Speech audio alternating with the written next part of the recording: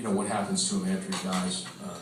Build him up, and then, you know, if something happens, they fall from grace, and sometimes one thing leads to another, and you end up with Whitney Houston or something like that. It's sad. But this kind of happened to Johnny Cash. Columbia Records dropped Johnny Cash. He dropped him as an artist. You know, insane. That's Nashville, though. That's why Jesse left. That's why I left. Don's still there, but he'll learn eventually. And so this happened to Johnny, and Rick Rubin invited him to make a couple more records, and he made two Grammys, which was really amazing. But this song sort of tells that story, and so Johnny heard this song, and he thought apparently that it was about Hank Sr. Really, it wasn't about anyone specifically. We were just having a conversation about this type of thing. So after Johnny dies, of course, the very thing that happens in this song happened to Johnny. They had a big tribute to him at the Ryman Auditorium, say what a great man he was. And up there on the stage, speaking, saying what a great man he was, is the executives at Columbia Records that dropped him, and the radio station people who wouldn't play his music, and it was just a hypocritical thing, mess. And so this song is either Johnny knowing exactly what would happen to him after he died, which is a possibility, or it's me being a brilliant prophet. I don't know which. Anyway, that's the musical question, would we even recognize him if he comes back again?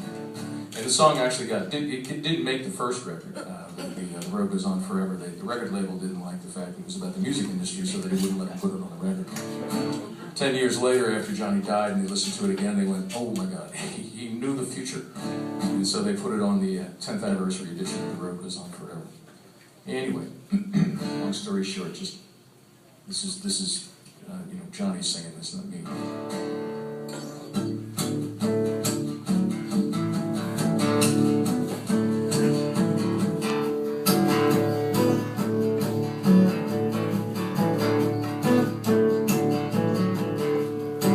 You'd have thought a king had died, the way those people cried. Instead of a broken entertainer,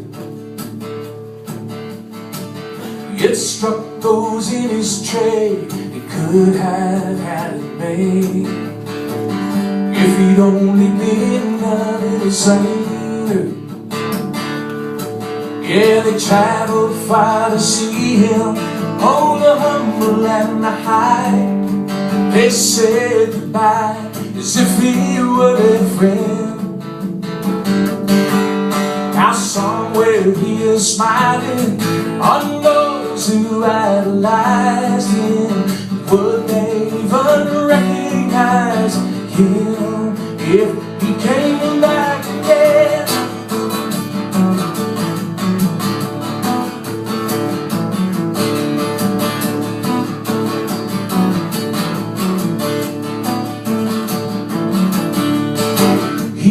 Born with modest means, but had outrageous dreams. They never let him rest till he fulfilled them. While he rode that train of song, his devils tagged along. The whiskey and the pills just couldn't kill him. He didn't mean to be a rebel. How the real ones never do. They're born apart from ordinary men. Now somewhere he is smiling on those who sanctified him. But would they even recognize him if he came back again?